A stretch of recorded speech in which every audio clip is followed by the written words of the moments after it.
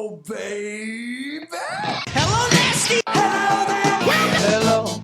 I say hello. Hello, friend. Well, hello, little girl. Hello, my treacherous friends. Hello, operator. The beginning of everything. Welcome back, my friends. It's showtime. Hey everybody, welcome to episode 312 of The Brink of Sanity. I am Jay. With me is Mark and Peter. How you doing, Peter? I don't care how Mark's doing. How you doing, Peter?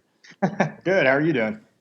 Hey, Peter, thank you for joining us for tomorrow starts the baseball season. Today is our New York Mets preview of the regular season. This is why I don't care how Mark is doing. This is exactly why.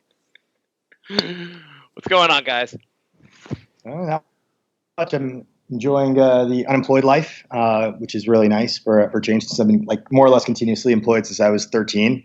So it's really nice being degenerate for a while. I want to ask you about that in a second, and we're gonna get a big update on Peter's life here in this episode. But first, because it was a major lawsuit or a major investigation that happened, or a lawsuit, or whatever you want to call it, that has been settled or basically a crime that everyone thought was going to happen did not happen. Do you guys want to talk about the big news and the? Sure. Is that the Jesse Smollett thing? No. This is The a Trump much more important investigation. story. If you guys know, everyone in the world knew there was a prisoner, a guy in jail, filed a lawsuit over Zion Williams' Nike shoe malfunction. A prisoner? Yeah, a guy in jail wrote a handwritten complaint and filed it in court, seeking justice for Zion Williamson over his shoe malfunctioning. Did you guys not know this? No, I did not know. I hear about it. I think this crazy renegade judge tossed it out as frivolous, but he said just because you can't file a lawsuit for someone else, that the documents he used to file the court file were completely wrong, and pretty much everything else was wrong about this. He said he had to throw it out of court. Yeah, and the guy didn't pay the filing fee. Mm-hmm. Yeah, I think I remember looking at the brief, as it were, which was handwritten and about 2 pages long, and it had the most exclamation points I've ever seen in a legal brief, almost as many as I use in my career, which is really surprising. So Robert Mueller, now you have a new job. Get on this. Yeah, that guy. So Peter, if you don't remember, he lives in Chicago. He's a lawyer, and last time we talked to him, he was employed at a very good job, doing really well in his career, and I guess he has taken the J path to success. Right? You're following Jay's path. No, I am. Are you becoming a CPA? I've got my CPA books, and I look forward to the 16-year journey to being able to apply, for the CPA. So Jay, it's been an inspiration. So I appreciate it. Jay, are you CPA yet? No, not yet. Okay. Is Mueller going to investigate that? I hope so. We need to find out what's going on. Okay, so Peter, why don't you tell us? Peter told us that he hated his current job, and that's why he left his job, I guess. And Jay always complains about his job. We found someone who might have hated his job more so than Jay does. Yeah, it got pretty bad. But before I do though, Jay, how long have you been in your current job? 6 years if you're counting I temped for 6 months. So yeah, 6 years. 6 years. Okay. So what do you think your threshold, like, let's say, you'll get, your CPA, like the procedure will obviously like close out, you'll get it. But let's say for whatever godforsaken reason, it doesn't happen and you never progress in your current role, which of course won't happen. But like, if you were, how long could you suffer in that role before you just say like, I don't care about an income. I don't care about anything. Like I quit. Like how many more years do you think you got in the tank? 1. Oh, wow. Oh, so geez. What would put you, Jay? What would put you over the line at your current job? What would happen that you would say, "Okay, I'm really out"? See, the problem is I'm not in a good financial situation, or else I probably would have hit that point already. Yeah, it would have to be, because everyone on my level is looking for something else. It would have to be basically 2 other people get jobs and other jobs, and then they give me all their work. So they're just like, Jay, you're doing triple the work now for the same pay. Oh, So that would push you over the edge like immediately. Yeah, which is like a reasonable. Like I could see that happening. Mm-hmm. So can we cut to that situation? Hey Jay, you're such a good employee. We think you're doing such a good job. We want to give you 3 times the responsibility. Well, first of all, I know you're lying because you've never called me a good employee ever. Okay, but Steve quit and Shara quit, so someone's got to do their work. So you're getting promoted to do their work. So that comes with a nice raise and a change in title, right?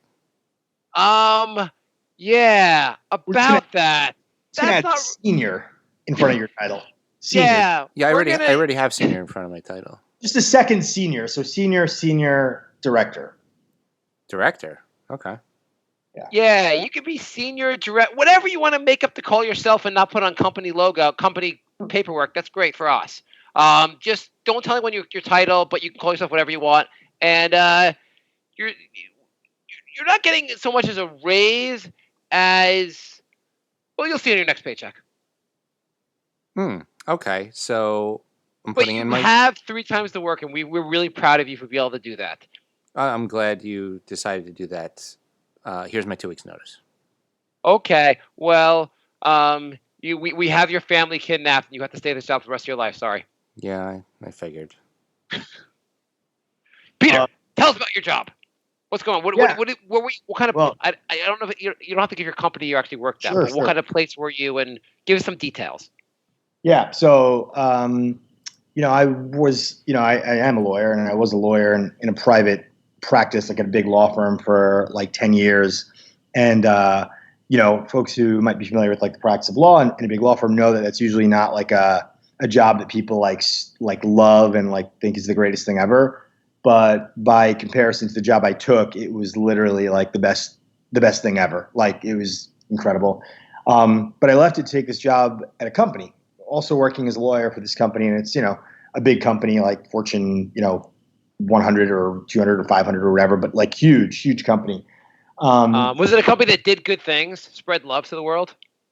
Not love. I also think most companies are kind of like by design. Big companies, it's very, very difficult for them to actually do any good because they're publicly traded and blah blah blah.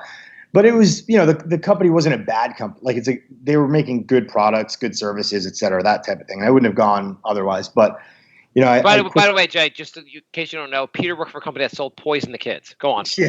I have no idea where he actually worked. Go on. In gummy bear format. So he sold weapons to terrorists. That's all. That's what Peter's job was. Yep, that's exactly it. Well, no, it's funny you mention that because in my previous life, I did do like government contracts and stuff where I was but facilitating the sale of like weapons, or like instruments of like war and stuff, more or less to the government. This is super long time ago. But I had like a clearance. It was weird, but by the way, if you are a member of ISIS listening to the show, Peter lives in Chicago. That's nowhere near Long Island or Queens. Nowhere near us. Okay, Chicago. Go to Chicago to get him. Mm-hmm. Yeah, okay, of course. Although my whole family lives in Brooklyn and Queens and Long Island. So anyway, I took this job because it was supposedly going to offer a slightly better lifestyle, so I could do the type of things that I wanted to do. And unfortunately, and this is like, I remember you saying you had like the commute. You were doing like a reverse commute that wasn't so great, but everything else you were going to have better hours, so it was going to be a good job. I remember that from last show. Yeah, exactly. And I mean, one kind of boneheaded thing I did, and I mean, I've done a few, is I didn't like read the listing for the job too closely. And I just saw the word Chicago and I was like, okay, like whatever. I still don't really have this, like the sense of geography that I should have here that like locals do, but I was like, whatever. I applied and it was the reference, the job like link came from like a good friend. So I didn't even think about it. And then I did like 3 phone interviews and they went well. And then they were like, we want to bring you in. And I was like, cool. And then the night before I was like, all right, I got to see like, how early I got to get up to catch this Uber or whatever.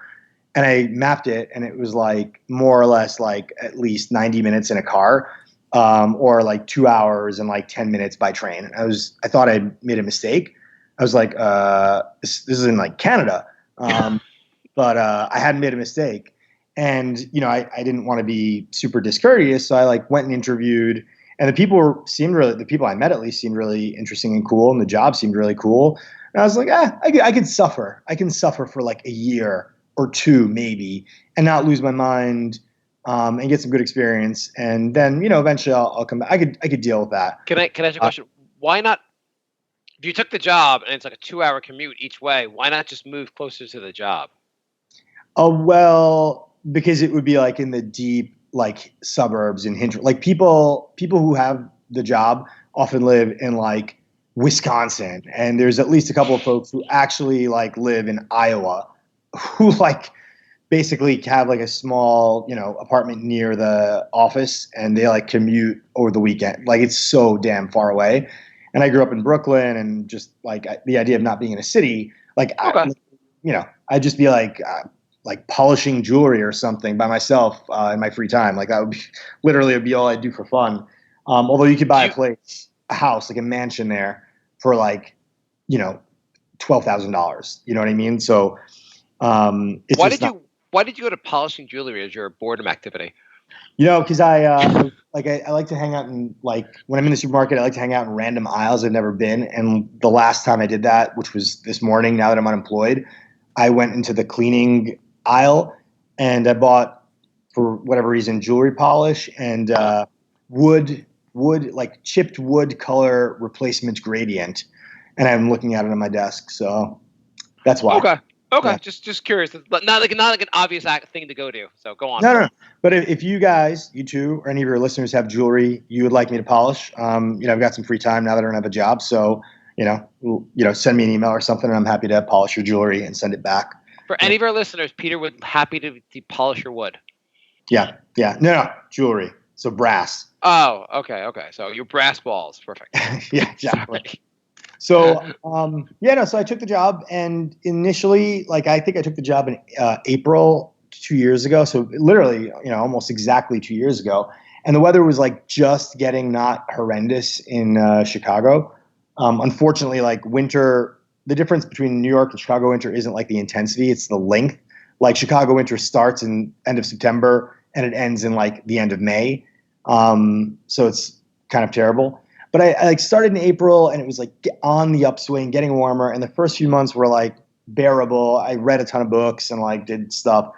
But I quickly, honestly, I discovered the place was like completely batshit insane. And like, I mean, just the job or the city? The job, okay. The job. I mean, like with, a really difficult culture, like a lot of potential to do good work, which like I did, and I did learn a lot, but like just enough things were terrible. The commute, the kind of weird culture, a boss who is extremely difficult. Can you give us an example of the weird culture? Let's just say Jay is you and you be your boss. Okay.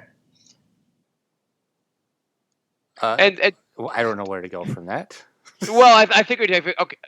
How about this? I could tell you, I prepared a couple of lists because I know you guys like them. Okay. So how about I read you a quick one of the top 5 most insane things that I had to have a 1-hour meeting about. Yeah, you have your list also?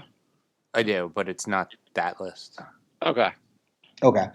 So the first one, I was going to a fundraiser, and I sent an email to like 10 colleagues saying, hey, I'm going to this fundraiser, here's the link, like, let me know if you'd like to go. Like, here's the link for tickets, like, let me know if you'd like to go. It'd be fun to go together. And like maybe 6 or 7 months later, I got a meeting put on my calendar for 60 minutes by my boss because, I should go back. Like, that's what would happen. It was just like a meeting would pop up for 1 hour saying like meeting with so-and-so, no subject, like nothing. So a meeting thing popped up, and I was, she had heard from someone else that I had sent an email asking people to like consider going to the fundraiser, which violates a policy against soliciting charitable donations.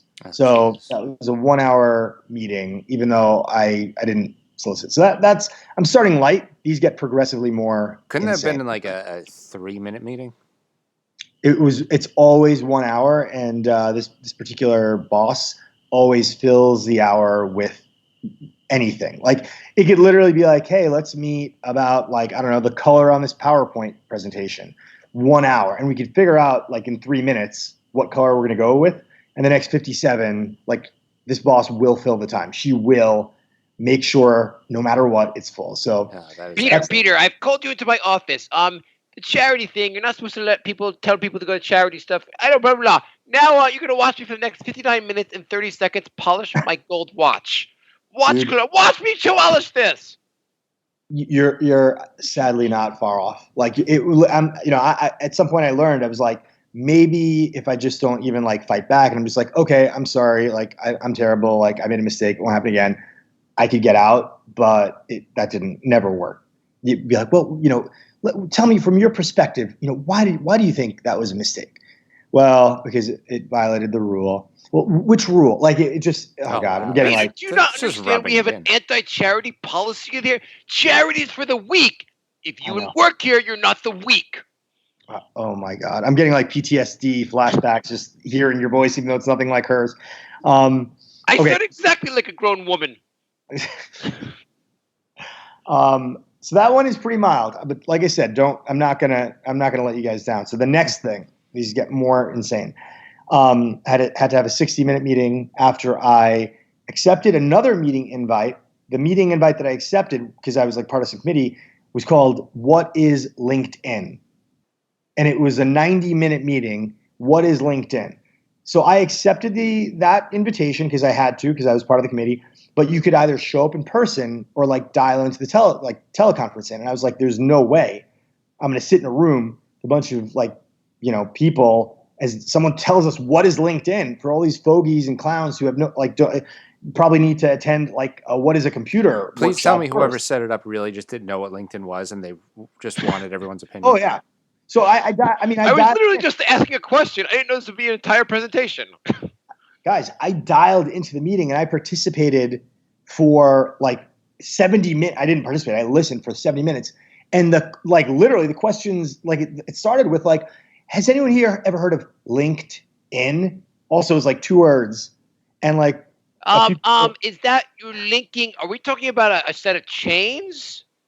Could you understand? Please explain. It was that bad. And by the way, please, I understand these people. Are they supposed to be my friends? Do I have to hang out with the people on LinkedIn? Yeah.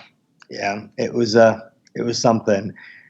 So I dialed into that because I did not want to be stuck in a room, suffering through that. And afterwards, literally an hour later, a 60-minute meeting was put on my calendar to talk about where I was basically admonished for not showing up in person and dialing in. And I was like, I was productive during that time because I don't need to I know this stuff.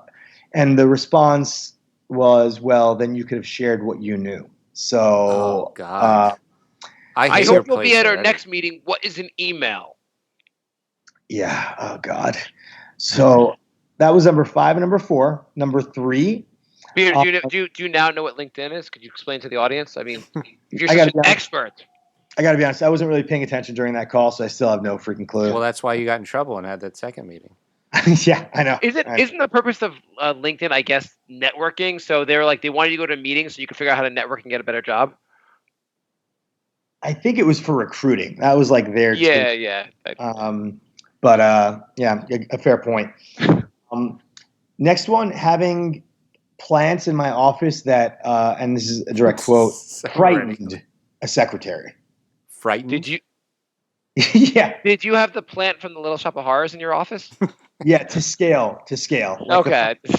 Yeah, so that was, but it's a friendly plant. No, guys, I like plants. I have there were 3 or 4 small plants, cacti. There was 2 cactus and 2. I'm happy to send photos of these plants so your listeners can assess the degree to which they frighten them. Peter, we do not do white roses after Labor Day. What the hell is wrong with you? Oh my God. Yeah. Frightened. So by cacti? You remind us that there's not water everywhere, and it makes it sad. Yeah. Dude. I actually don't even remember what happened in that meeting. Did they tell you who was frightened? No. That was an interesting thing. Do you have a suspect?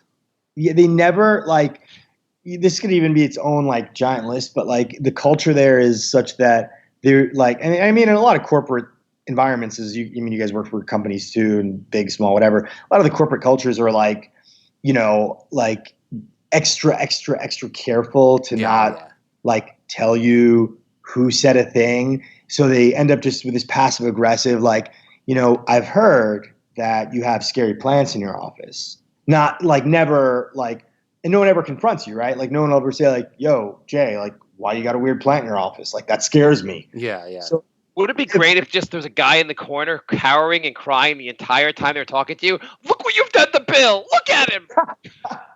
See, this is where you got to be really passive aggressive and ask for a list of scary and not scary plants. And just to give somebody else some extra work to do. That would have been the right play. I'm just trying to understand what kind of flora is makes people frightened. I mean, I'm looking at one of them right now, and I've told friends the story, and they don't know what's going. Like none of these plants talk or emit poisonous, like noxious fumes, or. And you didn't kidnap Robert Plant. No. Okay. No. It would be great if he's telling the story and it really was Robert Plant, like kidnapped, duct taped in his office. We're scared of the plant. You mean the person that used to play? There's just a 70-year-old ex-rocker. Just yeah. Actually, he just came out with an album last week, so he's not ex. But anyway. Oh, really? Huh. Yeah. Oh man. Okay, and the last two. Taking meeting notes on my computer instead of by hand with pen and paper. I really hope, by the way, I hope the last one is that you breathe too loud in the office. Did I what? That you breathe too loud in the office. Oh, God. Like something as most insane thing possible. So basically, they want you to take notes with pen and paper instead of a computer because it is, I mean, the way I heard it was like, that shows people you're more engaged. I was like, that shows people, I have legible handwriting, which is not actually true. So yeah, my handwriting is so bad. I would definitely rather type it out. And even if I written it down, I'd go back to my desk and type it out, which just takes twice as much time. Yeah. Oh yeah. I mean, my handwriting, my like penmanship at this point is like as good as finger painting. Like I might as well bring like a can of paint and a giant canvas at the meeting. Like, Was it something you really needed to take notes for, or were you just taking notes just because you wanted to look like you were doing something during the meeting? So I mean, I bring my computer like this has been, I mean, since I was in school, like I'd always bring my computer, and because, I could both like take notes if I need to, or like tune out and do anything else if I don't. So it's like, it's a tool that kind of like facilitates any possible outcome, or if something I need to research quickly, like whatever. So I'd bring it, and if I realized it was a totally like, engaging, engrossing meeting, like I really wanted to take notes on my computer so I could understand them one day or later, and not have to transcribe, chicken scratch to notes and miss like a million things because I type faster than I write. And if it was a complete waste of time meeting, I could like, read about the Knicks. You know what I mean? Yeah. But for this meeting they're talking about, were you really taking notes, or were you playing like Minecraft? Are you playing like a Tecmo Super Bowl on a Nintendo emulator? So I was actually taking notes. I was truly taking notes, but I had this one meeting with my boss about taking notes on my computer instead of pen and ink. I had it like 6 or 7 different times. Like with every time she would renew her what do you call it? Her like plea, like stop taking your computer. Meanwhile, there's like 10 other people in the room who don't report to her who have their computers, which I'm like, Oh, the entire room has I was picturing you being the only one with a computer in the room. I mean, rarely was that the case. So it's just bizarre. My favorite one though, most insane thing is, I would put in my calendar, like I'd get to work remotely, telecommuter or whatever, a couple of, one day a week for sure, sometimes a couple. And I put in my calendar working remotely and marked out of office. And I had a 1-hour meeting scheduled to be told that I should not have working remotely on my calendar. I should have the word telecommuting on my calendar. Oh my God. Yeah. Why does anyone care what it says on your calendar? In the sense of that everyone can figure out what you mean. I have the way, actually, I mean, I made a lot of these points, and then eventually my soul was being broken apart, so I gave up. But I remember exactly what I heard back when I made that exact point, which was, we don't want to have like too many ways of expressing the same idea in Outlook. And besides, working remotely doesn't necessarily mean telecommuting. It could mean you're working while you're on vacation or at the doctor's office. So telecommuting has a specific meaning. It means you're at your home office. So that was what I heard. Oh my God, that is insane. I had Wow. a similar like word thing where when I first started this job, I had to write documents on how to do different things. And Mm. when I had to do one about a report, I said, go to this tab, go to whatever tab. And I had to change every single document because they like the word worksheet better than tab. Oh, God. So I had to go back in and change every single time that happened in all the documents I wrote. Did you just do find and replace? Yeah, but it was still a pain in the ass because I wrote like a lot of documents. Okay. But it's also like everyone knows what a tab is. It's not like it's going to confuse people. Oh, yeah. Yeah. Another calendar word thing that didn't require an hour-long meeting, but was meant. I thought, Peter, you were working on your TV remote the whole time. I was wondering why he kept putting that on his calendar once a week to work on his TV remote. I wrote personal day, and then in parentheses, vacation, or personal day, in parentheses, like, doctor or medical. Yeah. And I was told that like personal day was too confusing for the secretaries, so it should just be all caps, vacation, doctor. Like I'm that. taking a vacation at the dentist's office. This is a wonderful vacation. If you need to communicate in like grunts and noises, maybe you need new secretaries. Dude, oh my God, I can't eat. I cannot even.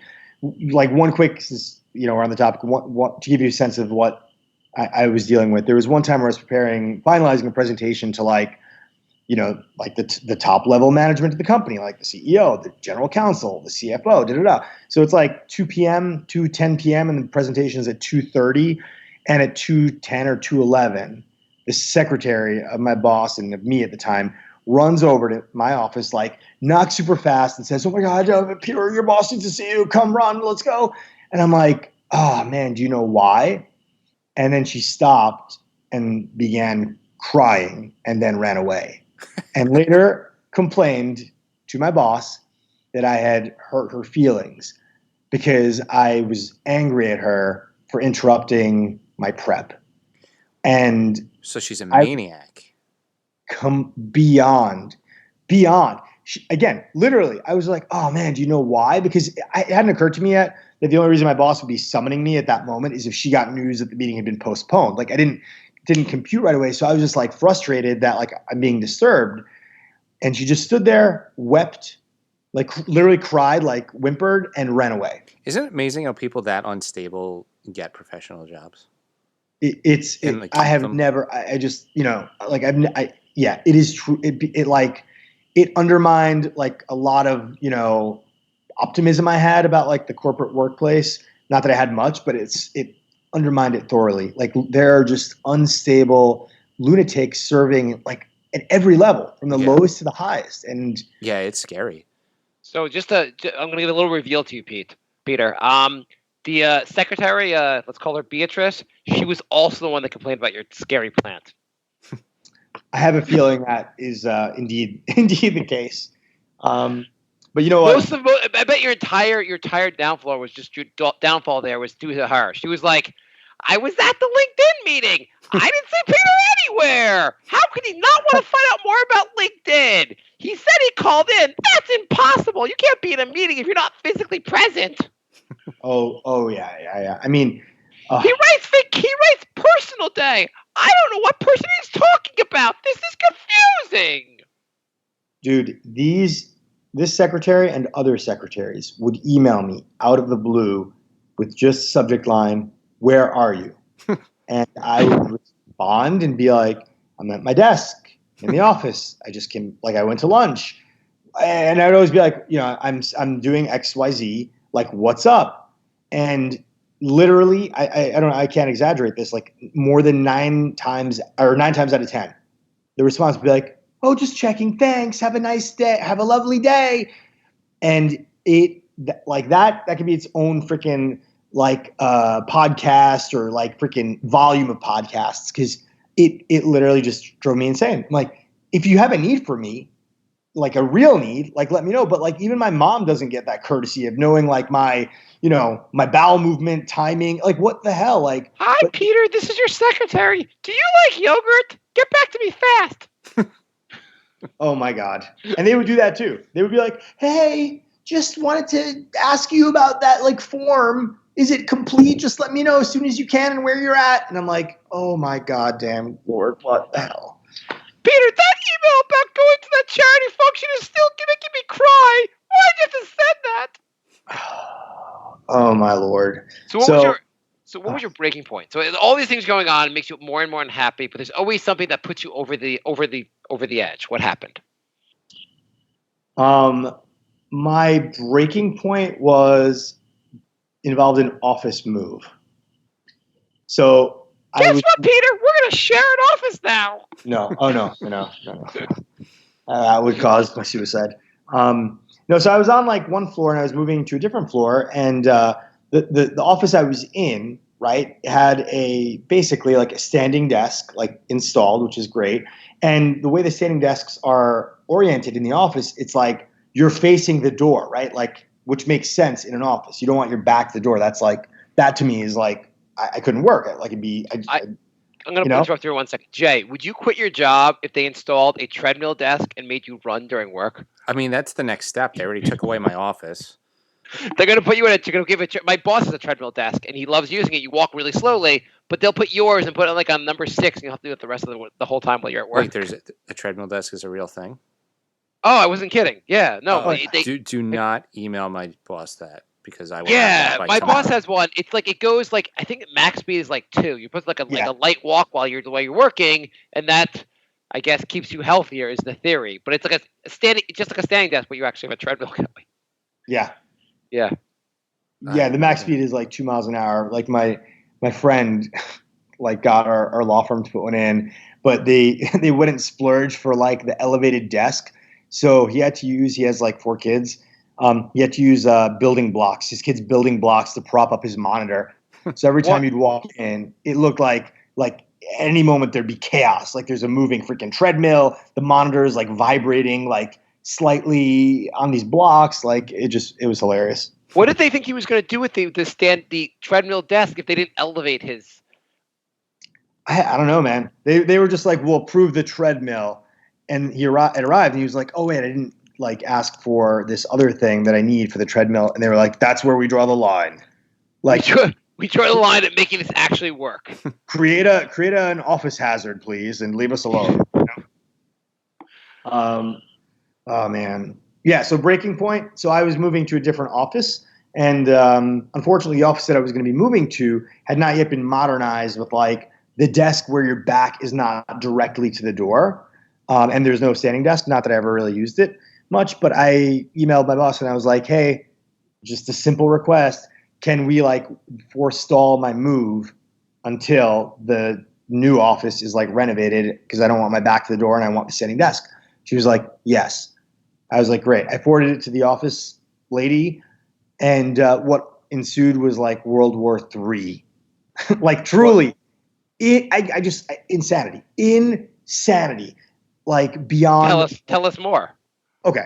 So like it was a Thursday that I sent it. And then I was traveling for like work or something. And then Friday at 7 p.m. I get an email from one of the secretaries. I was on the East Coast, so it was 6 p.m. here in Chicago.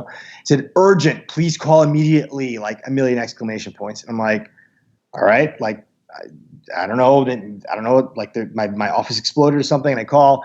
And she's like, the office manager needs to speak to you right now. It's like, okay. So I talked to her, and she's like, this is one of the most like disrespectful things I've ever seen done in this company. I was like, what? She was like, you've gone ahead and you've undermined the office move plans by contacting your boss and getting this instruction. And I want to let you know in person, but you're not here, so I'll do it on the phone. We are not going to comply with this request. And I was like, why?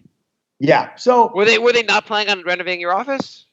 No, I mean there was no real argument. Like she just had like, and the funny thing is, like, I could get if they needed to kick me out of my office for another person.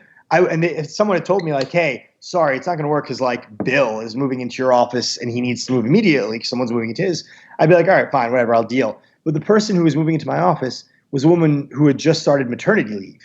So I was like, the issue was that Peter went above somebody's head and made them feel less important, and they're thin-skinned, and so out of spite, they said no.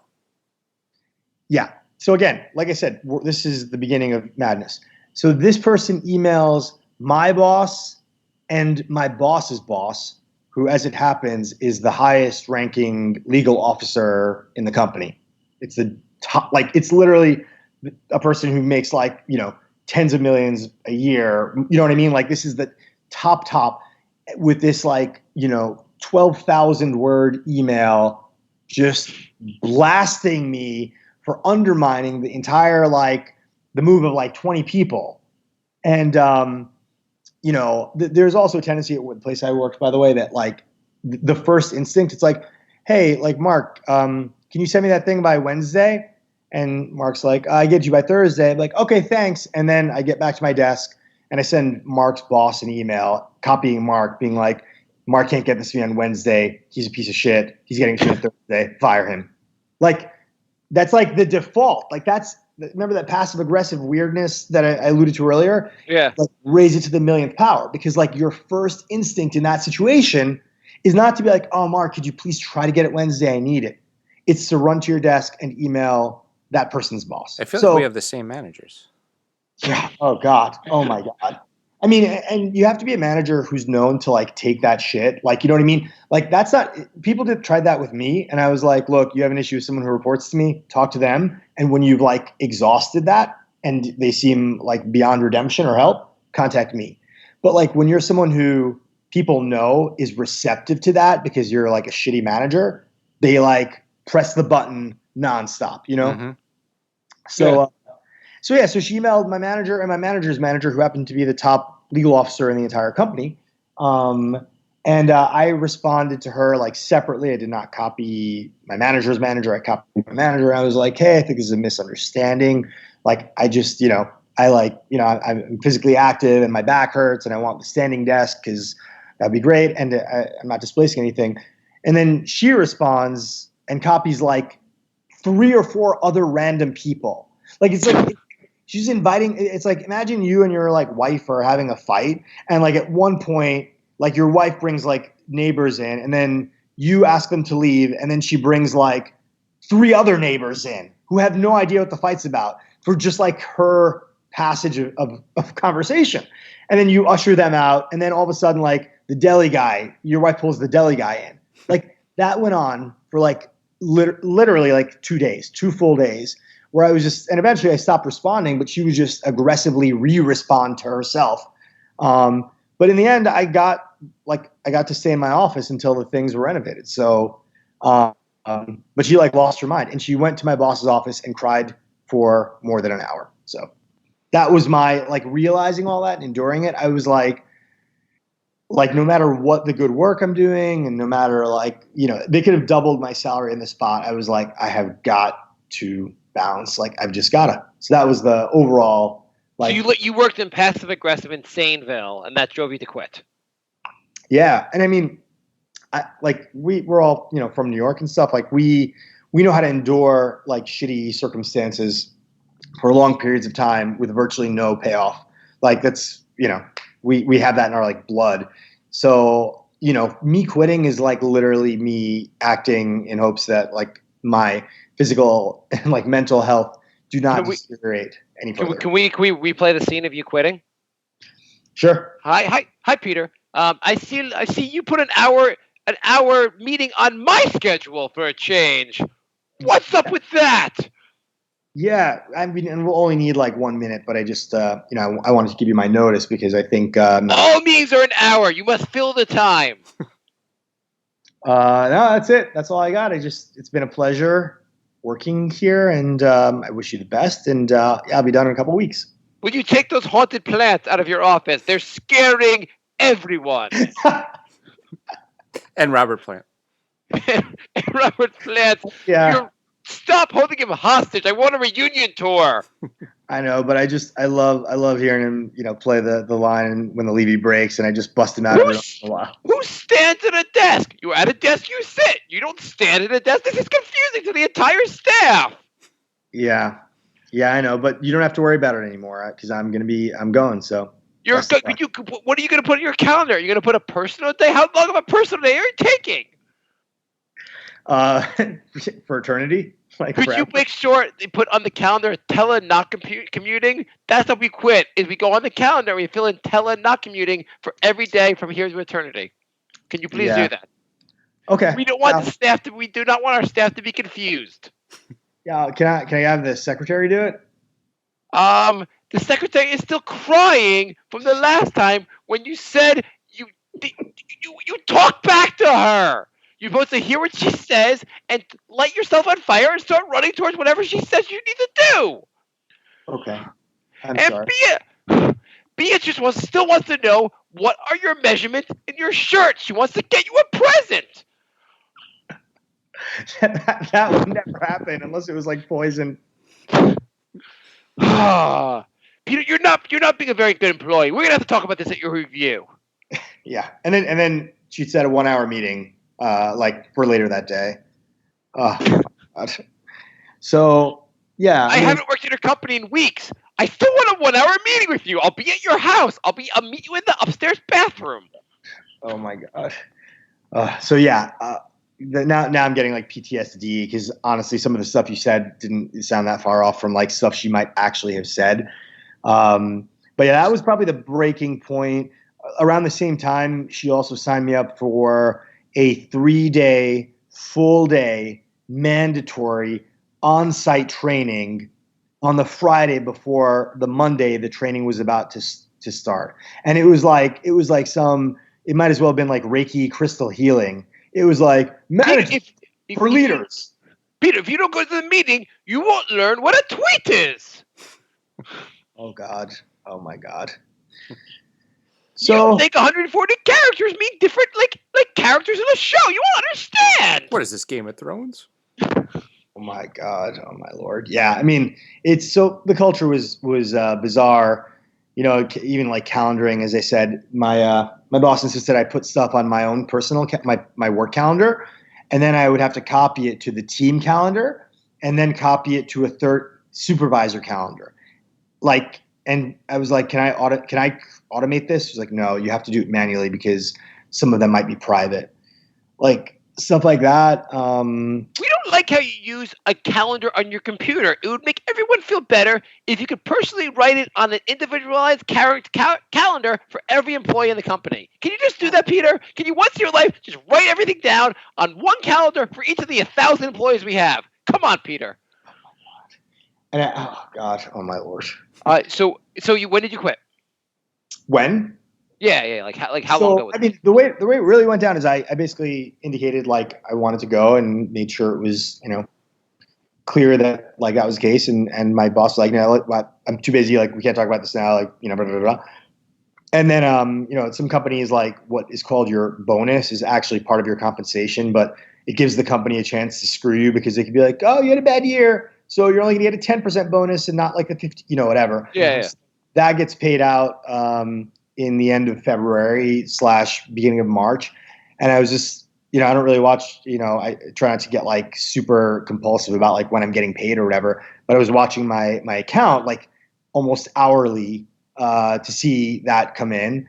And the same hour it came in because I was in the office or that like I noticed it, I gave my notice officially, which was like 2 or 3 days after I attempted to give my notice, even not knowing if I would receive the bonus at all. I was just like, I'm out. And she wouldn't want to hear it. So I waited a couple of days and my bonus came in. And in the same hour, I was like, I got to go. Which, and you also know you have a bad supervisor or a bad boss. If when it's time for you to say like, I'm leaving, they get mad at you and like attack you basically. You know what I mean? It's like, Yeah. so, and that I got a version of that. We're all like way too senior for anyone to be too petty, but you got, it was very clear that it was, my boss didn't approve of even me leaving despite like the circumstances. There was one other thing I want to tell you guys, which is relevant to the podcast in a hilarious way. Like not a breaking point, but something that kind of I should have known about. I should have known more and like seen more earlier.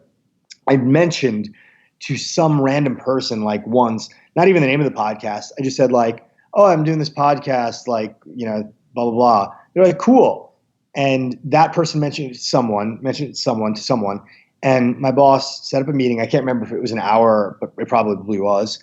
To tell me like, I understand that you are doing some sort of radio podcast show. Wow. And again, I'm super private, like generally, but like I'm extra private in work. And just to let you know, Peter, we have a meeting called What's a Podcast? You must be there. Oh, no attending by phone. You have to be there. Dude, yeah, I probably would have to present at that.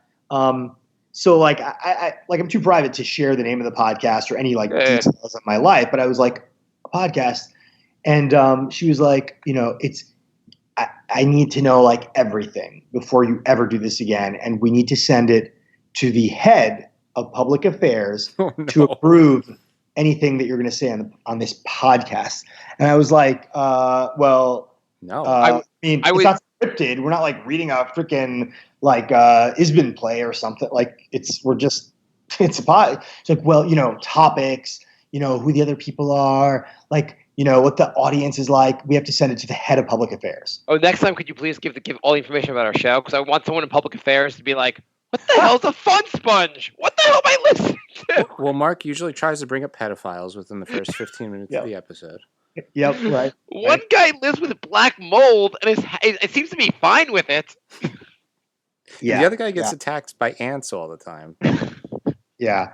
So the result was just like, I've been on a couple of like very small like political like TV shows and things like that in the past too, and basically everything that I did or would do that could be potentially construed as public, I would have to run as much of it as possible through this ridiculous process that could take like 6, 7, 8 weeks. I'm like, that's not how the media or like news or like technology moves. Like, I don't really have that luxury. That's also a huge invasion of your privacy. Like, you're allowed to just talk. Well, in their defense, I guess you're probably high enough level where they feel like people can interpret you talking for the company, and they're not dying to have you talk for the company, I guess. Yeah, but like, at the end of the day, I wasn't getting up there and being like, on behalf of my company, well, also and my role as lawyer X. Well, I can't talk about your other appearances, but like on here, you're just Peter. It's like there's really no way to identify who you are. So right, I was thinking the political shows I could see being, obviously I don't see coming on the brink of sanity being something that anyone should give a shit about. But I can see the political stuff being something they're like, because you'll say lawyer from XYZ big company, and you're going to be on there like whatever you say could offend people. So even on the political shows, like I was never attributed as lawyer. Like I'm actually like I teach law, so I'm an adjunct professor of law, and I'm just credited as that, which is like anytime you're in academia or can be credited that way, nobody like asks another question. They're just like, all right, whatever, goofy professor guy or girl. You should just go on and be like 3-time co-host of The Brink of Sanity. Adjunct professor and irregular co-host of The Brink of Sanity. I'll tell you what, if there's any way I could possibly mention Brink of Sanity on this program, I will mention it, and you'll get at least like one additional listener, because I think the program has like 10 viewers maybe nationwide. That would be amazing. That would be absolutely amazing. So, but yeah, that was just, even initially because I was still teaching, I would give my lesson plans to freaking public affairs, and I'm like, this isn't even public affairs. Like, I'm talking to people who are paying for law school. Like, it's not like the general public. It's just insane. So anyway, I just thought it was funny that me mentioning a podcast, like one person somehow got back to my boss, who basically was like, oh man, like I need to know everything about this thing before you can do it. We need like, the senior vice president of public affairs to approve it. And I was thinking like, oh my God, I can't imagine the memo I would write about my appearance on Brink of Sanity as a guest host. Like, I'd love to see how far it goes, your company. Peter, we understand you're going on a date tonight. Could you please, you're still going to be out in the public at a restaurant with someone else. Could you please tell us what the topics for the date will be? oh God, oh my God. You guys get the drift, more or less. But I could go on for literally forever. It was just rough. Yeah, no, I get it. I mean, even today, I had situations where I was like, yeah, I can't report, and I got sorry, my thing stopped recording. So So you never ran the report? well, no, I didn't run a report. I couldn't, and so the next day I get an email, and it says the report's late, and so I say, yeah, I told you yesterday I can't run the report, still can't run it, and then I get an email that says I never got a message. So then I emailed back with a screenshot of the message I sent. And then she like ran and told my boss that I never sent the message, and like it's basically just trying to get me in trouble. It's like I have like proof like 3 different ways that I sent you this stupid message. You guys sound like you work in awesome environments. It's a bunch of 3-year-olds. Peter, so what is your game plan now? You're currently unemployed, and are you going to join the hobo life, or are you going to be on the show every week? What's going on? So I mean, I like. Soon after I stopped working there, I interviewed at a couple places and I got an offer pretty fast. So I'm just like contemplating whether I should even like take it or just spend a few, months working on like other stuff, catching up on like my normal life. And, there's a nonprofit that I like do a lot of work with and focusing on that. But I'm not like rich or anything. I don't have, sadly, not rich at all, and my parents work in the city of New York and stuff. But I don't have any kids or a family or anything like that, or even like any sort of like ongoing debt, a mortgage or a car. So I have the luxury. Do you want all that? You can have all mine. My No, they seem really happy with you, and vice versa. So yeah. But I don't have a lot of like ongoing big debts or anything like that. So I have the luxury of being able to stop and think. And it's funny because I feel like 10 years ago, like in the business world at large, or maybe like 15 years ago, if you apply for jobs without a job, it's like immediately a very harsh negative inference. People sometimes won't even like consider your resume, even if you have like a million good references. I think that has changed a little bit in the past like 10, 15 years, and people kind of get, certainly, for the first time in America, that like you could leave a job because you don't think it's a good fit, or you just want to like think about your move or whatever. So I'm definitely like reaping the benefit of that, in that I could like take time and make the move, more intelligently. But honestly, it's like super nice right now. At least it's like the life of leisure. Like I said, I was at the supermarket. I don't know if this is before or before recording or after, but like I was at the supermarket just going into random aisles, and I bought that jewelry cleaner, that wood stuff. I'm doing home improvement projects. Like it's very pleasant. Sounds it. It's better than dealing with corporate bullcrap. Attention, aisle 6. The weird guy's back. He's dancing in the aisles again, singing about how he doesn't have to work. He's taking all our jewelry cleaner. What's he doing? He brought a scary plant. This is not your office, sir. Get your plant out of here. Jay, does Peter's job search sound different than yours? Yeah, because he's getting responses and offers. Jay's struggling and like obviously struggling. It's hard to find something, and Peter's like, "Yeah, I quit my job, and like I know 17 people like threw themselves at me to like get me to work at their places, but I'm just gonna take my time." No, hardly. Just it's a very specific field with like not a ton of people. So okay. Yeah, you guys want to move on to another topic? Sure. Yeah. So I have a question for you. You guys been following the Democratic primary? Yeah. Do you guys know who Pete Buttigieg is? No. Do you know how to pronounce it? The second gay president, potentially, right? How do you pronounce it? Was Obama the first? Pete Buttigieg? Who was the first gay president? Obama? No. Actually, it was Buchanan. Oh, okay. Because according to InfoWars, it's Obama. Was Buchanan openly gay, or just like this is like the conspiracy theory? It was like apparently a very open secret Okay. within the White House and elsewhere. He had like there was some dude who he more or less like lived with or had over all the time. So in any event, yeah. So I think it's Buttigieg. Buttigieg. For those who don't know, he is currently the mayor of South Bend, Indiana, where Notre Dame is, and he is currently running for president. I'm just wondering. I'm not on all the social media all the time. Is there enough people making fun of the fact that this guy, who will be, I guess, the first openly gay president, has the word "but" in his last name? Is that joke being made enough? Is it being made? No, not enough. I think you need to. I think it should be. He's got to like just go with that. He's like, I'm so open up being gay. The word "but" is in my last name. Yeah, you really should own that. I didn't notice that.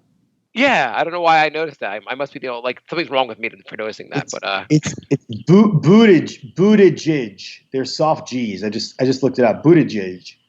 That's probably why you're the only one who noticed it, because it's not even actually there. No, it's the B-U-T-T is the first. Yeah. Okay. I'm not. I'm looking at the spelling. I just could not pronounce the name because I don't know why. Like the spelling makes no. There's a G-I-G. I don't know how to pronounce that. G. It's like J. It's like J-A-E-J. Jedge. It's like Buttigieg. Yeah. So his name has defeated the English language. Yeah. There's just no way to. Yeah. Anyway, I don't want to spend too much time on politics because everyone hates our show when we go too far into politics. Really? I'll tell you something on a different note. Jay, do you know I am super popular on my reviews? On your what reviews?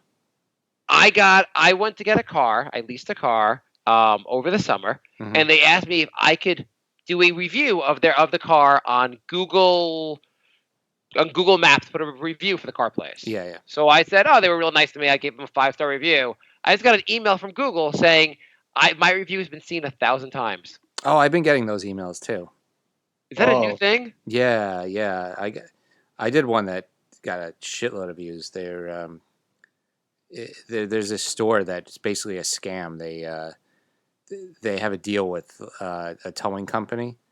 Yeah. And they basically tow you. It's like it's in like a shopping center, but the parking lot only belongs to like that one store. So if you walk next door to a different store, like they'll just call the towing company and a tow guy will come from around the corner and tow your car immediately.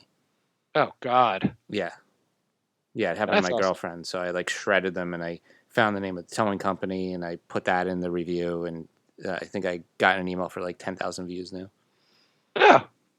Wow. 10,000. I only got 1,000. I hate you. Well, I mean, it builds. Like I think there's an algorithm. Once you hit 1,000, then it shows up in views more often. So I want my review to go viral. I want everyone to know my review that I thought this Toyota place was a good place. I'll tell you. So on a different note, so it was recently my daughter's birthday. She just turned 5, and people like your kid gets all these stupid what do you get a 5-year-old for a present? What do you get any kid for a present? Everyone buys your kid junk because all you get your kid is junk because all toys they get are just basically junk. right. And so whatever, it is what it is. And we buy them junk. People buy them junk. Anyway, so a number of people have started doing, instead of just getting your kid some piece of junk, they get your kid like a gift card, like a $25 Amazon gift card for their birthday, or Target gift card. So that way they can, instead of them choosing the junk for your kid can choose the junk for themselves, right? Yeah.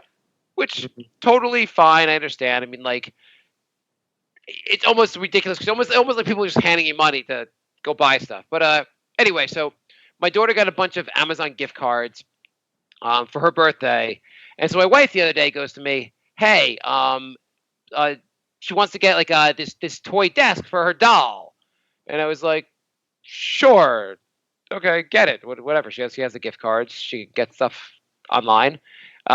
Anyway, so what my wife actually bought her was a $50 desk for her toy doll. A $50. 18-inch desk for her toy doll. I thought Amazon was going to send us an award for buying the dumbest product on all of Amazon. Which she's going to get sick of in like 2 weeks. She already doesn't play with it. She got it last week. 50 guys. I was like, what? She's like, well, she had the gift card money. I was like, what? We're just teaching your daughter a lesson about buying dumb shit. So your wife treats gift cards like the Knicks treat cap space. Yeah, you just got to use it up. Doesn't matter what it is. Just like whatever. We'll use it for a week. I mean, I was like, I'm like, shit. If she had $50 in gift cards, we could buy $50 toys, and she'd be like, she'd have press it every day for the next 2 months, basically. Yeah. Instead, we got her a desk that's probably I barely looked. It's probably flimsily made of. Basically, it cost them 20 cents to make this desk, and they charge $50 for it, and we're morons. That's hilarious. Yeah. What is the dumbest thing you guys have spent money on in the past like year? I guess crypto. I guess I bought my cryptocurrency more than a year ago, so okay, that doesn't count. No. I'm gonna think, Jay. What you got? Something? Dumb purchase in the last year. I've been pretty good this last year. I mean, I've made dumb purchases in the past, but I bought an electric shaver, one of the ones that like a trimmer, because I kind of like the look of like one day when you haven't shaved for a day. Yeah. And I was like, oh, I can make that kind of like a look for me, so that I will look like I haven't shaved for one day. I'll have that look going, so you can shave that every. And I started using it, realized how dumb that is, and now it's just sitting in my closet. I use one every week. I know I couldn't make it look cool. I was like, I'm just not cool, so I just gave up. You use one of the things to make yourself look like you. I just like I can't grow like a thick, crazy thick beard. But I don't like when I shave my face like a regular razor, it kind of hurts or gets irritated. So just like let it grow for like a week, and then I use one of those things that you just referred to, like the beard trimmer thing. Then I just like equalize it to like whatever the lowest setting is, like 5. And another week or 2 passes, and I do it again. Well, I always find like my neck, it'll look stupid in my neck. My neck looks like it haven't shaved there, and then I'm like, well, if I shave my neck, I just haven't figured out how to. Well, so that's what you do. So you got to use like a regular razor on your neck, like from your Adam's apple down, and then use the beard trimmer like on the rest. Like let it just grow for like a week or 2 weeks or whatever, and use the razor. Are you on? Is your place on fire? No, but there's a lot of activity outside. Sorry, I'm hoping to figure out by the time I have grandchildren how to properly groom myself. Okay. Jay, what do you got? Honestly, I really haven't. I think I spent the whole year studying, so I wasn't out in the wild making stupid decisions. How about the last thing you could remember? The last like kind of dumb purchase that you could remember? I'm like looking around my room to see if I could see anything stupid. I'll give you some more time. So the last something I'm looking at the last something I bought right now. Wait, is it a jewelry polish? No, that would have been a really good answer. But I'm looking at the other. I was trying to think of something more substantial. But that would have been a perfect answer, because I probably will never polish any jewelry because I don't own any except watches. So I have camera, a couple of cameras and a couple of lenses and stuff. I'm not when I travel, I usually just kind of throw them in the regular bag and they bump into each other and stuff. So I was like, you know what, I'm going to go on a trip soon with my free time, and I'll bring my camera stuff, but I'm going to do it professional, real professional. So I bought this hard shell case full of foam that you have to cut with an X-Acto knife and shape it around your lenses. It's a humongous pain in the ass. But also I thought I bought it in black, but it arrived in it looks like you're carrying a nuclear bomb. It's like nuclear yellow. So going through an airport with that, it's gonna look ridiculous, and even making it functional will require at least 6 hours of time to carve the foam. So that's probably my big thing recently. That's a good one. That's a pretty good one. That sounds like a project I wouldn't want to do. Hey, I have a question. So you have a car, right? I assume. Me, Peter? No, Yeah.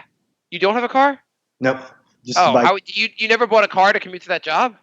No, no. I How use 4 modes of transportation every day, like walking, obviously. Then I would ride a bicycle. Then I would take a train. Then a bus would pick me up. Jesus. How did you last 2 years at that job when you have to do like 17 forms of transportation just to get to work? In the summer, I started like taking I used to do one of those city bike type things to get to the train station. But in the summer, I started taking my personal bike to the train and then riding from the train station to the office, which is like 4 miles each way. It takes like 15 minutes or something. Until one day I was like, it would make me a little bit like late, like a minute or two late than, a car. And my boss, was like, you can't schedule meetings beginning at 10:05 or 9:05. They must start at 9 a.m. or 10 a.m. I was like, well, those extra 5 minutes are because I'm riding my bike and it, makes me kind of like, it helps my mental health, my physical health. Like it's a good thing. And it's really important to me. And her response was, well, starting meetings on time is also really important. So I was just like, all right, well, I'll stop riding my bike. So it went back to the 4 modes of transportation. Did you ever think about getting a car? Yeah, I actually had the new Tesla, like 3. I had a down payment on it, but I don't want to get a car until it's truly like self-driving, like where I could put in my destination and like go to sleep or play on my phone or something. So it's probably a few more years away, but I really want to hold out for that. Okay, I think you might have to wait a whole decade, but yeah. Yeah. I've driven all my life, but like I used to live in the city. I've been in the suburbs for like 3 years now, and this is the 3rd time in the last 3 years I've had a nail in my tire cause like my tire to deflate. I don't know, is something wrong with my suburbs where people are just leaving like random nails in the street for people to run over? Like, are you driving over like construction sites or? I'm just driving on the regular street, but like this is the 3rd time I found a nail in my tire. What's up with my town, Jay? Are you putting nails in my tire? No, but I think maybe the that girl that you went on a date with and then ghosted. I find out it's secretly her. Yeah. I was gonna say maybe it's Stick Guy. Maybe Stick Guy got onto you guys and he's making the trip. He's gonna take me down it's a 3-year plan he has. Fry first, then you with the nails, and then Jay. I don't know what he's going to come after you with. Well, but maybe that's how Bry got out of getting murdered. He said, "I know this guy." Mark. Oh, damn! Yeah, that would be a good premise for like a horror movie. Like you gotta give like the next person away, like, and then you're off the hook, and then they got to pass it on. Yeah. Wait, did you guys ever see the movie It Follows? No, I've heard of it, but what is it about? You got to watch it. You have to. Do you guys like kind of creepy, dread-filling movies? Love them. When you say creepy and dread-filled, is it just like a movie that follows the plant in your office? Yeah, it's basically 92 minutes just of a slowly zooming in frame on this one cactus. Okay, just wanted to think, because that would be horrible. What? You should have put googly eyes on the cactus. You should have made it like you should have like come back and like had there's like fill your office with these cactuses. Now there are 10 of them. How do people feel about that now? And then play dumb, be like, I don't even know. They must be spawning on their own now. They're spreading, and then they get into other people's offices. They've learned how to breathe on their own. You should be like, it's alive. They're like, yeah, it's a plant, but it's alive. Mm-hmm. Okay. Well, I saw a couple movies recently that like were all like big time, like they were talking about for like Oscar nominated movies, and I was just disappointed at every one of these movies. Like they were okay. Tell me if you guys saw these movies. I saw 3 Billboards Outside of Mississippi, or you guys heard of this movie? Yeah, I saw. What did you think of that movie? Like, they were talking about that like being the best movie of the year, and a couple people told me like it's amazing, and I was like, it was okay. It's like a B+ movie. It wasn't that great, no one's gonna remember it like in 10 years. Jay, do you know what this movie? No. I'll give you the premise of the movie. Some woman, her daughter is raped and murdered. The police can't solve the crime, but they do all like the adequate police work. They just can't solve the crime, and she picks these giant billboards and says, "Police department, why aren't you solving this?" and tries to embarrass them. And they're like, "We tried. Like we tried. We really investigated. We just can't solve the crime." And she's like, "Why not?" "I don't know. We just can't solve it." And that's the movie. And she gets really angry about that. That sounds horrible. Yeah, because at first I thought the movie, I heard it was like I heard the general premise. I thought it would be like something about like, oh, it's white cops and like a black person that was killed and they don't care because it was just like they were all white people. They just couldn't solve the crime. That was the entire movie. Yeah. The next one I saw the A Star Is Born, the Lady Gaga movie. Mm-hmm. You guys see that? Nope. Okay, so it's so you've seen those like movies where like you have like the girl who's kind of dorky because she wears glasses even though she's super hot, and then she takes the glasses off at the end of the movie and they're like, "Oh, you are super hot." Yeah. Like all those teen movies. So that was this movie basically. They're like, you start the movie off like Lady Gaga's kind of unknown, and then she starts singing and she's amazing because the part is being played by Lady Gaga, who's got whatever you think of her music, she's got an amazing voice. And so the whole time you're like, yeah, this is kind of cool, but it is Lady Gaga, so could you pick someone less like famous than Lady Gaga to play this role? Right. Make it a little more believable that she's a star out of nowhere. Yeah, that makes sense. Can I ruin the movie for you guys, or are you guys gonna see it? Please ruin Ruin it. it. Spoiler alert for people who don't want that movie ruined. Fast Okay, forward 2 minutes. Fast forward. So the guy, the guy, there's basically a rock star who discovers her, and she like marries, and then basically he's kind of a drunk, or he is a drunk, and then later in the movie, the person who's her manager says, "You're a bad influence," and the next scene is him killing himself. That's it. Like, it's out of completely fucking out of nowhere. There's just like he's like, "You're a bad influence." She's like her career. You cannot whatever. Like you're ruining her career. And he's like, "Okay." And then there's a scene actually where she's like, "Oh, we're gonna do my album instead of going on tour," and like she's super happy with him, and like everything's like she's like couldn't be happier with him. He's gotten like off of alcohol, and then he kills himself because of this speech. Well, what other choice did he have? It's unbelievable. Like it's just it's just out of nowhere a character just kills himself. You're like, oh, okay, that's great. The only thing was like it was just like you're really like ruining her life. I don't like you. You're really ruining her life. And he's like, okay. Next scene, I'm gonna make a steak for my dog and then hang myself in the garage. Mark, I want to put you in the spot right now, and I want you to think of a more insane ending.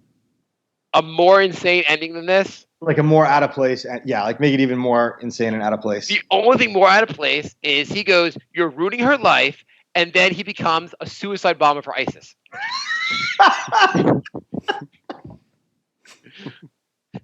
Yeah, that's good.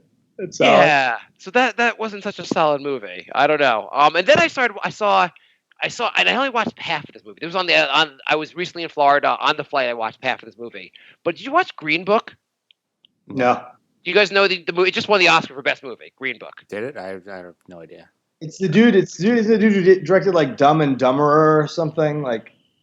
Yeah. So basically, the movie's about you have this black guy who's a really really fine pianist, and he needs to perform concerts in the Deep South, and he's being driven by the stereotype of Italian man in the 1950s. It's like it couldn't have just hit every stereotypical like Italian guy point. Like his acting is over the top cheesy. And then apparently like in the Mario? South, the people don't like the black guy. The Italian guy needs to rescue him. Wait, the Italian guy's driving the black guy? Yeah, he's driving the black guy. That's like the twist is that he has to drive the black guy. It's driving Miss Daisy in reverse.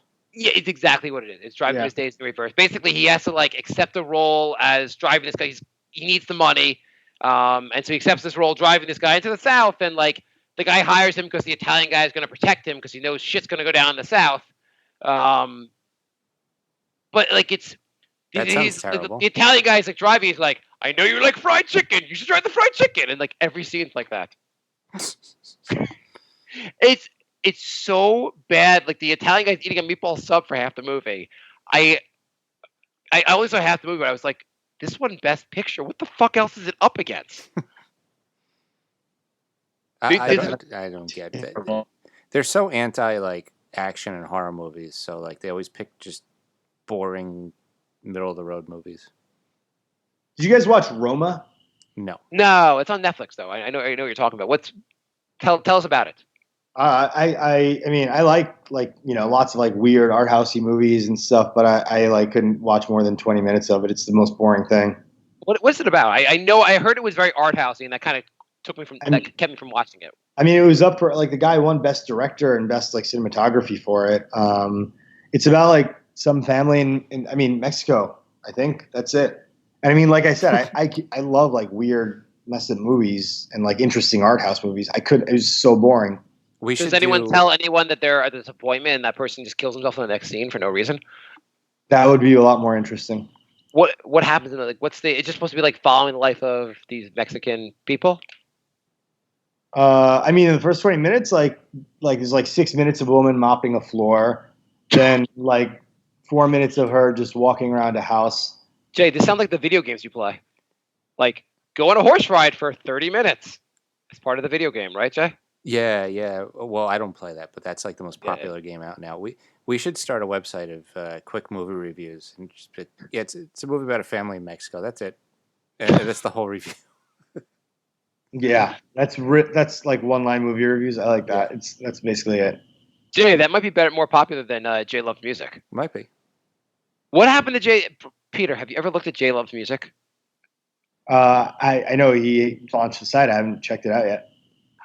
It's just Jay in like kind of boudoir type photos, like posing. It has actually nothing to do with music, and no one's going to find out because no one's ever going to go to the website. Wow. I got to check that out.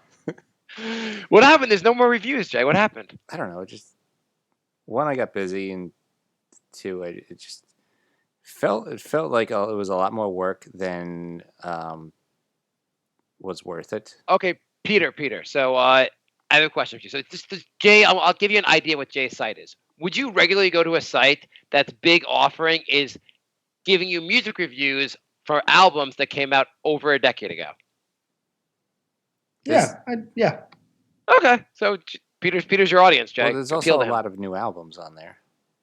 Are there? Yeah. Because all I saw is different colored Weezer albums. Well, I was doing a Weezer a week just to troll you, but because Mark kept asking for Pinkerton, so I did every Weezer album except Pinkerton. Oh yeah. Peter, is Pinkerton the best Weezer album? And if not, you can hang up right now. It's pretty good. Okay. By the way, did you guys? So that shooting happened in New Zealand, which is crazy awful, right? Mm-hmm. I assume you guys agree with it being crazy awful. If you have a different opinion, you can let me know. So it happened, and like the next day or something, I'm walking with my wife, and she's like, I just heard about that thing that happened in New Zealand. I'm like, yeah, it's awful. Like I was reading about it. I said I heard about it. And she's like, oh, what's the story with the shooter? And I was like, oh, yeah, it didn't happen in America, so I didn't really look into it. Did you guys find yourself like and I don't mean like I was like I didn't read as much about it because it did, like if it happened in Chicago or somewhere else here, I feel like I would have read more about the story. And as awful as it is, I just didn't read as much about it when it because it happened in New Zealand. Do you guys feel like that? No, I read it just because I knew InfoWars was going to be all over it, so I wanted to get like the real take before I see what spin they put on it. Because I care and all that, it's a horrible thing, but I was like, when she asked me, I was like, oh, I haven't actually, I feel like I would have looked closer if it happened in California or somewhere here. Peter, did you immediately read all about it? Yeah, I was like, I think, I don't know if it was like my last day at work or like right around that time, but I was just like totally just reading the news like compulsively. So I followed it pretty closely as everything unfolded. Peter, the meeting can't start at 9:05. It has to start at 9 o'clock. I'm reading about murder. Leave me alone. Mm-hmm. Yeah, please. But yeah, I mean, it was like, it's super terrible and crazy. And one of the things I was most like, interested or curious about is the person who did it, because there were some rumors that it was like this was like a deep internet like subculture thing. So I like went down that rabbit hole, and I think minutes after it was the news started reporting this had happened or was happening, like an attack was underway, I had like the archived post that this guy like wrote on 8chan.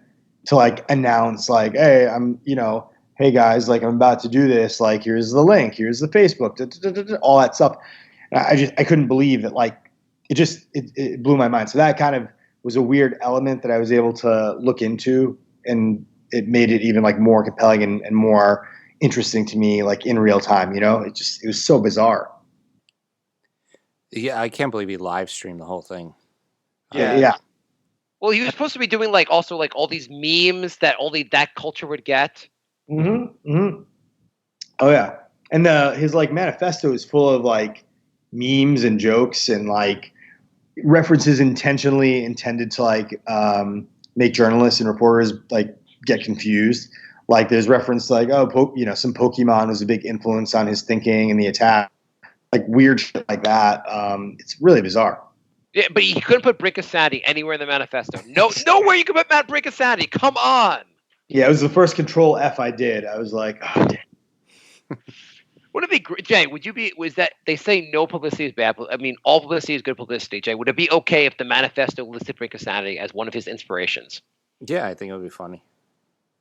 I was looking for Stickman, and that's why I shot everyone. I mean, yeah, it would be funny. It would be so out, like just so ridiculous, because then people would be listening to episodes trying to find hidden meanings and stuff, and it's really just nonsense.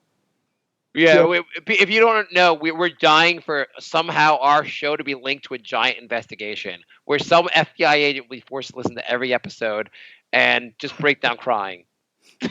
Jay, what you should have done is on the InfoWars site, just like posted and been like, hey guys, if you take the first letter of every other paragraph, it spells Brink of Sanity. What is that, a podcast or something? What is this? Well, my username on InfoWars is Brink of Sanity, so. Oh, man. We have some questions. Okay. I think there's one or two emails, actually. Jay, do you have the emails up? No. Look for them. Do you want to do the emails while I read the Facebook questions? Sure. Andrew writes, instead of Jay going to Japan on his way to Thailand, he should visit Australia instead. What do you think, Jay? It's not like I want to go to Australia, but it's not like, oh, I'll just swing by Australia. It's like an extra 12-hour flight. So are you going to do it or not? Andrew, where in Australia do you live? Do you know, is he in Sydney, Melbourne? Andrew, you have to give us a little more information. Next show, give us your address and social security number. And I guess he probably doesn't have a social security number. Your bank account information, and Jay will be there. That would also be fun, talking to my girlfriend. Hey, let's swing by Australia. Why? I don't know. Andrew asked me to. Andrew writes, has Jay flown his drone yet? If not, go get it and fly it right now live on the show. I don't remember you having a drone, Jay. I do have a drone. Oh, you do have a drone? We have some listeners that pay a lot of attention to us. Wow. When did you get a drone? When did we talk about this? I got a drone a year and a half ago, and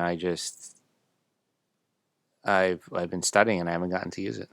I know Bri had a drone. What type of drone? I don't know. It's not the cheapest one, but it's not like a super duper expensive one either. My son has a $25 drone. It flies around our living room. Toys R Us was going out of business, and so they had a crazy sale. So we got a drone. Peter, do you have a drone? Yeah, I have a crazy drone that has a 4K camera and stuff that I want to use for photography, but I only flew it around my house once. So. Oh, have you not taken it outside yet? No, I have, but the area I last went to, all kidding aside, was a national park, and I brought it on a couple of trips, but every time I really want to fly it, I get worried I'm gonna kill some endangered bird. So so I gotta find more use for it, but it is really cool. It's super duper responsive. My cousin said he has one where he says there are sensors on it to make sure it doesn't get stuck in a tree. It'll try to stay away from trees. Yeah. I mean, the one I have, you could just click a setting on your phone and it will just follow you in the sky, like, you know, where you just walk around and like follow you and track you and stuff. Like, I mean, and they're insanely sophisticated now. Holy crap! It's kind of crazy. You can buy this technology just for yourself. Yeah. Because the technology that they're not selling you is a lot better. Oh yeah. Andrew writes, once Jay, by the way, all the questions this episode are brought to you by Andrew. Once Jay officially becomes a CPA, will he also get to be in charge of where he and his crew go during their lunchtime poke hunts? Hopefully, I'll get promoted. Okay. Do you still do on the Pokemon hunts? Not really. Peter, have you ever gone hunting Pokemon? Pokemon? I have never hunted Pokemon. Okay. Missing out. Yeah. I play other video games. I love, I'm a big gamer, but not that. But nothing about going outside and hunting for Pokemon. Do you have a PlayStation 4? Yeah, I have a PS4 and an Xbox One, but I play the PS4 a lot, much more. And I heard you guys talk about Red Dead Redemption 2 last time, and it's funny because like I play it. I think it's super cool and interesting, and I mean, but I enjoy that like ability to go fishing and like, I don't know, skin a boar. But the game I just like fired up now is this game called Sekiro. Did you hear about it, Jay? No, I don't know that one. Sekiro, it's the hardest game I probably have ever played in my life. Yeah. What is that? What makes it the hardest game? I mean, anything in particular? So there's like a game series called like Dark Souls. Jay, have you heard of that before? Yeah. Yeah. So like Dark Souls, Bloodborne, they're like, it's a Japanese company that makes these games where like if your character dies, like they lose all their possessions, like it's really unforgiving.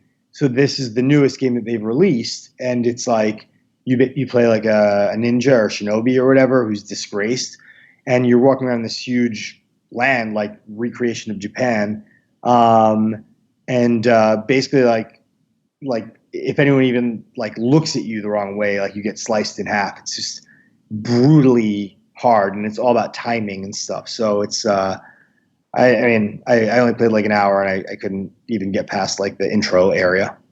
That was me when I played Lords of the Fallen. It's like the first guy in the game. Yeah, by the way, good job. There's a what is it? I went to this place. There's a retro arcade place. It's called I think it might just be called Retro Arcade. I forget the exact name, but basically you pay by the hour and it has all these classic games, and you can play them as much as you want. Have you guys heard of this place? Like in a physical place or an online place? Physical place. Like it's basically like the arcade you went to when you were 12 years old. It's been recreated, and you pay by the hour. That's pretty cool. Yeah. It was in New Jersey. It was pretty cool.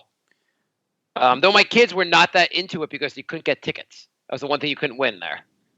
Oh wow. Okay. It was just like playing all these different games. We played like they had like the Ninja Turtle game. Yeah, when I was their age, I was all about the Ninja Turtle and the Simpsons game and the X-Men game. They had them all there. They had they had NBA Jam. They had tons of all these games, but you just didn't win tickets. And they were like, all my kids want to do in an arcade is win tickets and like it's like a casino. I think it's called Retrocade is the name of the place. Huh. Mm-hmm. I'm trying to find an arcade that has Ninja Baseball Batman. Ninja Baseball Batman? Yeah. It's like the greatest arcade game, and it's so rare. Most places don't have it. I do not know that one. Never heard of that. Yeah. Look it up on the YouTubes. It's pretty awesome. Andrew writes, how much better would the NFL be if instead of using a ball, they used a vortex? You guys know what the vortex is, right? Yeah, I have a vortex. Peter, do you know what a vortex is? What is it? No, it sounds... It's basically a little bit smaller of a football, and the back of it is... like fins and a whistle. Like fins. So you can throw the ball like 100 yards. It's like a super nerfy thing. I gotcha. Yeah, it's super, super fun to throw. You feel like John Elway throwing the ball. Those that would make the field 200 yards long and have them throw the vortex. That would be so awesome. That might be what they need to make the NFL more entertaining. Yeah. How about to make the NFL more entertaining? Stop reviewing what's a catch. Well, I think they need more of that, considering the Super Bowl was altered because they couldn't figure that out. I don't know. That stuff just drives me insane. I want no more instant replay. I would put Peter. Would you be okay if all sports just pretended instant replay no longer existed? Yeah, I would be 100%. I am fine just taking whatever the referee thinks it is or the umpire thinks it is. Let's just go with that and just make the game shorter and move faster. These goddamn timeouts for fucking instant replay just drive me insane. I also like football, oh, go ahead. I was going to say, I also like when it's so close that they can't even tell an instant replay. It's like a frame of a second. And then if the ref gets it wrong, they're like, that's a bad call. It's like you wanted the human eye in real time to figure that out. And now apparently the NFL passed. Now they're going to be able to review pass interference for that play that happened in the playoffs. They're going to be able to review instant. But it's just like another goddamn thing you can review. God, fucking the entire game. Like you're going to double the length of the game. Yeah. I don't want fucking instant replay anymore. The guy should have, if they're going to do instant replay, the guy has 20 seconds to make his call. Just make it just make it a really, really fast instant replay. Yeah. You don't get to study it. You don't get to look at it frame by frame. You get to watch it once on instant replay and make your decision. That's not a bad idea. I know we have at least one email, Jay. Yes, the email, we have exactly one email. Perfect. It is from Kevin. Hey guys, I enjoy the prank calls you guys do and hope someone bites on them, but can you guys explain what the Momo challenge is? Use Google if you don't know what it is. Do you guys know what Momo is? No. Jay? Yeah. So I'm surprised you know, Jay, because you don't have. I feel like people would know only if they have kids. Well, I looked it up because we got the email. Oh, you son of a bitch! So I knew about it. So, okay, Jay, you can explain, and then I'll jump in. So, from what I gathered, it's actually a fake challenge that didn't actually happen. But what it was is this character that was made up called Momo, and it said it was telling kids to do dangerous tasks or attack people or kill themselves or different horrible things. So basically the idea of this character, it has a very, very distorted face, and my father-in-law, it goes to me, he's like, do you know what Momo is? And I'm like, I don't know what the hell Momo is. He hands me an article on it, and my son's reading it over my shoulder, just looking at the picture, and then had nightmares about Momo that night. But the idea of Momo is that your kids will be watching something on YouTube, and in the middle of this cartoon they're watching, Momo comes out with his face and tells people this really distorted, weird-looking face, and tells your kids to do bad things. And he'll keep telling your kids to do worse and worse things until it tells your kid to commit violence and kill himself. But that never actually happened, right? No. Well, apparently there is some video where not Momo, but some other character came out and did say something pretty negative, pretty scary. Mm-hmm. There's one video with basically I heard about it on some other show. They were reporting the Momo thing, and they're talking about the origins. And there is some video where this character in the middle of this kid thing comes out and does say explains kids how to kill themselves, which way you cut on your wrist. Oh Jesus! So there is, which really was disturbing because they basically explained what was the phrase? It was something like you don't cross the street, you go down the river. Cross streak for attention, and cut straight for effectiveness or for results, which fucking little weird. Yeah.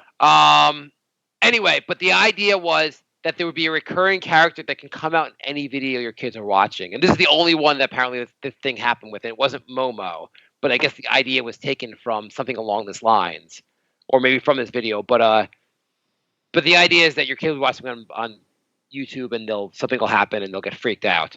My son and my daughter were in this office area where I sit through the podcast, and my daughter was on YouTube. And my son was so scared, he jumped over and knocked over our computer to try to stop her from watching Momo because he was so worried about it. Wow. even though he's never seen this weird video, and the whole Momo thing is basically a hoax. So are you going to start weaving the Momo picture into like your home videos and play them for your kids now? I'm going to do a reveal next episode that I am Momo. That's creepy as hell. It's weird. It's a kind of a really just creepy, like people get like really freaked out about it. And because apparently also YouTube Kids, which I don't pay enough attention to what my kids watching it, but apparently like there's just a lot of really creepy stuff keeps ending up on YouTube Kids. And not like the Momo, but like people will put like racist stuff on there or like child porn-esque stuff on there and try to get away from like putting it on there until like YouTube catches them and takes it off. Well, you guys know about that thing like ASMR or whatever? Is that the thing where like someone's like brushing their hair for the entire video? Yeah, it's like you hear audio in like the left channel and the right channel, and it's like they make these weird, very creepy videos. But there was that scandal recently about how YouTube had like tens or hundreds or thousands of videos of like little like girls and stuff doing that, and there's a whole like weird child exploitation thing. So I mean, the Momo thing and the ASMR thing, it's like two weird, creepy ass chapters in YouTube. Everything wrong with humanity can be found online. Pretty much. Yep. All right. Okay. Peter, anything else cool? Anything else interesting going on in your life that you want to talk about? No, just living the dream, guys. Well, I'm happy for you. Thanks. Yeah, it was therapeutic to talk about it. So thanks for having me and hearing me out. We're all about therapy. By the way, if you, on a different note, I don't know if you guys, since you guys don't have cars, you guys have Sirius XM radio? No. I'm currently in the greatest deal ever with Sirius XM. We got a new car this past August, and it comes with every new car now in America comes with 3 months free of Sirius XM because they want to hook you on it. And so after 3 months were over, they offered me $2 to continue for another 3 months because I hadn't signed up. After those 3 months were over, I tried to cancel. And they said, you know what? Instead of canceling, how about you just try it for 1 more month for free and then decide? So I did that. And then I called up and said, hey, I want to cancel. They're like, how about you try for 1 more month before you cancel? And I've been doing that for 3 straight months of just free Sirius. I just got another month for free. Every time I call them, they're like, how about you just try 1 more month? That's amazing. I don't mind having it. I'll take it for free. If the only payment for SiriusXM is to call them on the 28th of each month and try to cancel, that sounds good to me. How long do you can go? I don't know, but it's becoming kind of fun. Today on the phone with them, I was like, they're like, well, we can kind of give you a lower price. I'm like, oh, my wife told me to cancel. I don't want to fight with her. And they're like, okay, we'll keep it. You'll keep it for 1 more month. Just talk to your wife during that month. Okay, I'll talk to her. Dude, you should record yourself doing one of those calls and then just recall it automatically on a monthly basis. The exact same pauses and stuff. That would be a great test. I think they have they just don't, even if you're getting it for free, they can probably count in their number of subscribers. Yeah, absolutely. Yeah. So they just don't want you to they'll give it to you for free for the rest of your life basically if you keep calling, I think. Yeah. That's funny. I called to cancel Spectrum and they're like, oh, we'll match Fios' price and double your internet speed. Wow, that's pretty good. What are you paying now for cable? Cable, I'm paying 40. Well, cable and internet. Well, I'm paying separately, but I switched to Fios, so I'm paying 50 for internet and 40 for cable. Why don't you do the same? Doesn't Fios do internet also? Well, now I'm doing Fios internet, but not cable. I'm doing DirecTV for cable. Okay. Fine. I was wondering why you do different, but I guess DirecTV doesn't offer the internet. They do not. They go. Isn't it AT&T? Don't the AT&T own them? Yeah, and they own HBO and Time Warner now, don't they? Yep. Yeah, but DirecTV, they hooked me up with a third-party internet, and it capped me at I don't know, 10 gigs. I think it was less. I think it was 2 gigs a month or something. It was ridiculous. Yeah. So, Jay, would you mind rewinding the show 3 minutes and putting the goodbye song in? yeah, the show's over. I have one thing for you guys. Sure. One last thing. The one show recommendation. There's a show called Corporate. Have either of you guys seen it? Never heard of it. Oh, is that on Comedy Central? I've seen the commercial for it. Yeah. It's like there's only been 2 seasons. Each episode's like 21 minutes long or 22 minutes long. I strongly recommend you watch it, especially given how we started this podcast, like that conversation. Mm-hmm. It's super dark. It's well worth watching. That and It Follows, but Corporate's it's really funny. I think you guys will dig it. Cool. Okay. Oh, Jay, I had a crypto story I wanted to mention real quick. Also, just there was a crypto exchange or a fund where apparently they can't find the some guy disappeared and they don't have the password, and now they can't find $190 million. Yeah, I heard about that. Wow. Yeah. The founder died or something like that, and they just don't have the password to get the money now because he was on one of those cold storage devices or like external hard drives, I guess. Yeah. The founder died, and like the money's just stuck there. Yeah. So crypto world totally seems legitimate. God. Okay, we can end it now. All right. Thanks for listening, everybody. We are thebrinkofsanity@gmail.com and brinkofsanity3 on Twitter and brinkofsanityshow.com is our website. And Brink of Sanity on Spotify. Not Spotify. What is it? Patreon. If you want to help support the show. And if you want to see the most recent release of the recent reviews of albums from 20 years ago, Jay's website. Sorry, Jay. My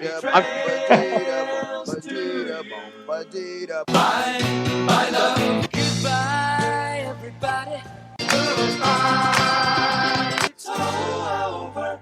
Goodbye. It's time to go. This is the end. Say goodbye. You better go away. I'm gonna leave you. It's the end. Goodbye. Goodbye. Just leave me alone. Feels so good to say.